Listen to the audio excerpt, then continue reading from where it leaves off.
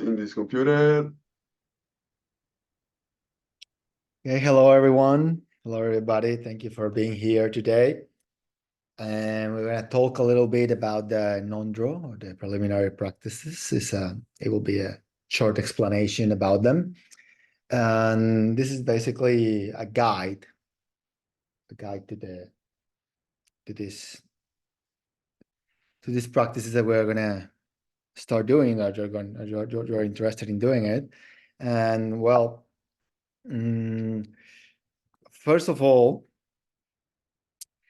we should know what is the Ngöndro, and I prepared this presentation. As I told you, the Ngöndro is a guide of practices, often referred as preliminaries, and there are the foundations of the Buddhist practice presented particularly in the Tibetan tradition. And basically, they are like a map of the path to eliminate our neurosis, to develop our qualities, such as the renunciation mind, the discipline, meditation, wisdom, and as I say here, to eventually be able to have a solid and strong and clear understanding of the path, to eventually be able to have access to the higher teachings, also referred as Vajrayana. And well, just as a quick note, I remember my teacher, Songtse Khyentse Rinpoche, talking about his own teacher, Dilgo Khyentse Rinpoche, one of his own teachers, who is a very well-known and accomplished master, Dilgo Khyentse Rinpoche, saying that at the end of his life, at least his outer practice was to read 1 or 2 pages, 3 pages of the first chapters of the gradual path, the words of my perfect teacher, and to reflect about some basic subjects as the precious human life, death and impermanence. So the Ngöndro is often referred as preliminary, but it's also part of our meditation, our familiarization, our understanding of the basic subjects of the path that we need to incorporate in our view, in our vision of our lives. So having said that, in the Tibetan tradition that comes from the Indian tradition, the Buddhist Indian tradition, the gradual path is presented in different schools. The Nyingma and the Sarma, the old schools, or the first school, the first stage of schools, and then the Sarma, or the new schools. And in the case of the Nyingma tradition, we have a lot of different presentations of the gradual path. One of them, more common is Words of My Perfect Teacher. It was written by Patrul Rinpoche. That was, he wrote all these advices or instructions from his own teacher, Jigme Yalwa Nyogu. It's a great accomplished master from the Sandi tradition. And then we can find them also in the new schools, in the new translations that are presented in the Tibetan tradition. In the Kagyu tradition, there's a very famous book called The Jewel Ornament of Liberation by Gampopa Sonam Rinchen, a student of the great Master Milarepa. And in the case of the Sakya school, we also can find a great amount of explanations. We can find the teachings of the 3 perceptions, or also the parting from the 4 attachments is another teaching that goes through all these subjects.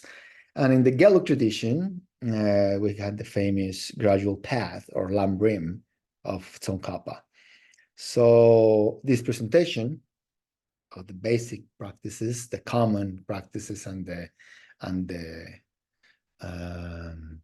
later practices are set up, are presented in all these traditions, and we can find We can find them in all these different schools. And well, we're going to focus on the Nyingma tradition, the presentation that the Nyingma tradition gives. But having said that, the main practices of every Ngöndro, of course, it depends on the tradition, but basically there are 4. The first 3, the first set are often divided into 3. There are refuge, bodhicitta, and prostrations. You can do it all together, depends on the Ngöndro, but I mean, basically it's refuge, bodhicitta, and prostrations. Then we have the purification or Vajrasattva recitation. Then we have the accumulation that is done by the mandala offering. And then we have the Guru Yoga that, depending on the tradition, we will use different kinds of Guru Yoga. In this case, we use the Guru Yoga of Guru Padmasambhava or Guru Rinpoche. And one thing that my teacher says is that remember that it is very important to find inspiration to practice, because it's not always easy to keep these practices going on. It's a constant work. It's not just a one-day work. So keep this in mind if you are aspiring to practice in Ngöndro, or if you are practicing the Ngöndro. So sometimes we have good days, sometimes we have better, sometimes we have not bad days also. And anyway, just keep going. So those are the first or the main practices of the Ngöndro: refuge and bodhicitta and prostration, refuge, bodhicitta, and prostrations, Vajrasattva recitation, mandala offering, and Guru Yoga. Having said that, I will focus on the Longchen Nyingtik Ngöndro.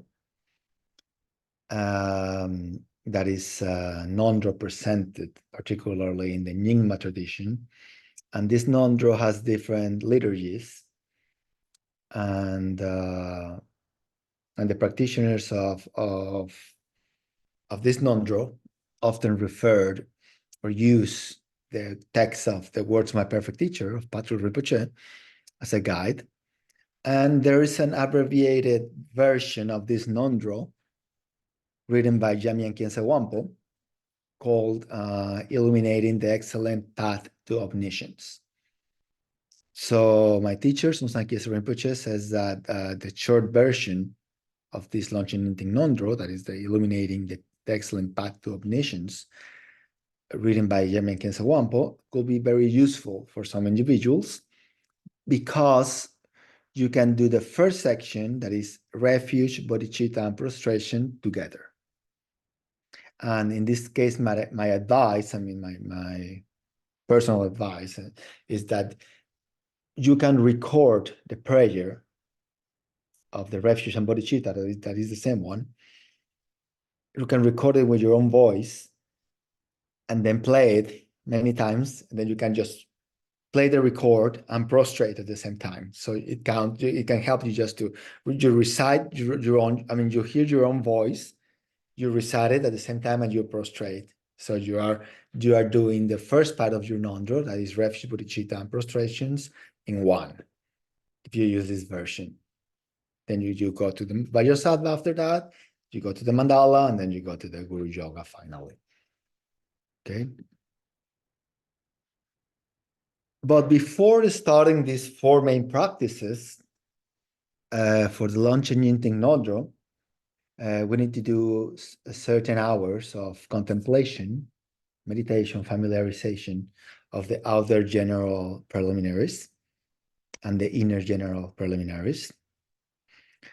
And before to start the practice of prostrations, etc., we need to know, to study, to contemplate, to meditate on some fundamental or common topics. It doesn't mean that you need to be seated the entire time meditating. If you study, if you do some mental reviews, if you even remember the subjects of these topics, it counts as time invested to get yourself to familiarize yourself with the topic. So I will point them out, but I just wanted to let you know that it doesn't necessarily means that you need to be seated in a meditation posture. Well, just for the shamatha section probably, but the meditation session, concentration session probably, but not for the others. The others, you can do some review meditations, you can study, you can even watch a movie related with the subject, and it will count also as part of your hours that you need to familiarize yourself with the subject, with the topic. So I hope this is clear. If it's not clear, then feel free to contact me. So the practice hours for each section are divided in the outer section and the inner section. In the case of the outer general preliminaries, we need to spend at least 14 hours for each one. And the subjects are the precious human rebirth, 14 hours for this, impermanence and death, karma, the effects of samsara or the inconveniences of samsara, the benefits of liberation, the importance of having a teacher, and shamatha. Out of these 7, as I told you, the first 6, you can do it. You can sit in a meditation posture and reflect on them. You can study, you can contemplate, you can review it mentally. The number 7, that is a shamatha, that is a concentration, you need to count those hours. You sit down and then you count your minutes or hours of meditation. Normally, I advise you to do short sessions. Let's say you're going to do half an hour of shamatha. You can do 10 minutes and then stop, and then another 10 minutes and stop, and then another 10 minutes and stop. You take some breaks to improve the quality of your concentration. That's a general advice.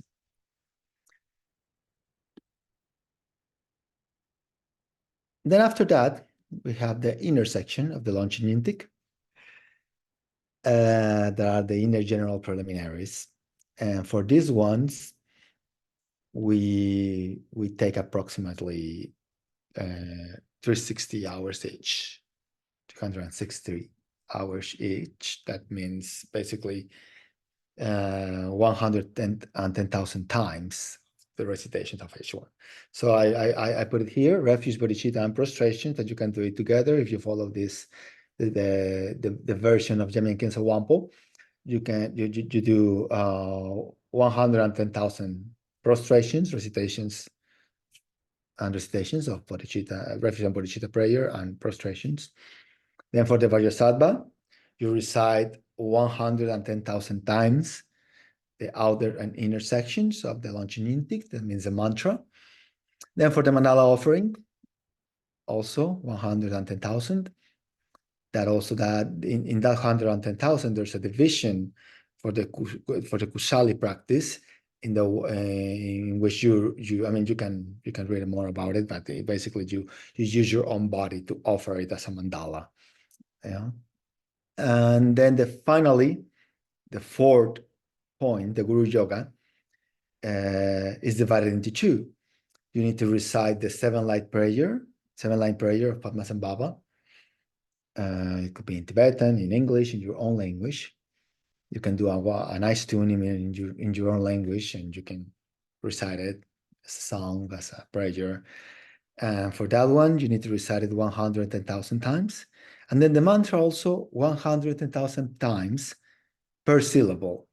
So that means that it's a total of 1,200,000 recitations. And having done all that, you completed your Longchen Nyingtik Ngöndro. And Rinpoche said, while practicing any section of the Longchen Nyingtik Ngöndro, just be aware that everything we do is illusory. That's his advice. That means that we should always keep in mind the wisdom teachings of the Buddha.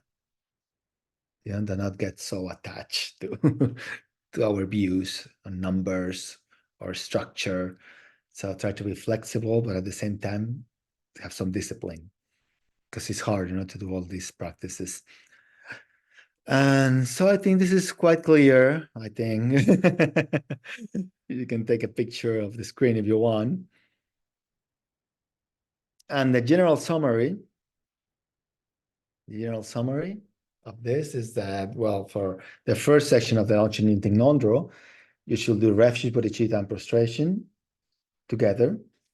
Yeah, and as I mentioned it earlier in the practice hours, refuge, bodhicitta, and prostrations 110,000 times, Vajrasattva 110,000 times, mandala offering 110,000 times, including the Kusali practice, and then the Guru Yoga Padmasambhava 110,000 times for the 7-line prayer, and 110,000 times per syllable of the Vajraguru mantra, Om Ahum Vajraguru Pema Siddhi Hum. Yeah. And before we start, just a quick note, before starting in Ngöndro, you should receive the oral transmission or the lung of the Ngöndro, in this case of the liturgy that you're going to use. And you are pretty much ready to do it. And then as a final recommendation, we have the Ngöndro Gar. That is an international community of students practicing the Ngöndro, that it was established in 2017 by Songsar Khyentse Rinpoche. And as it is said here, it is primarily a self-directed practice supported by resources, including a personal instructor.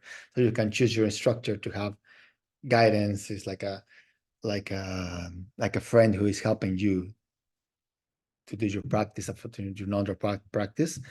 And you can do different Ngöndros, not just the Longchen Nyingtik. I just talk about the Longchen Nyingtik here because it's the one I'm a little bit more familiar with.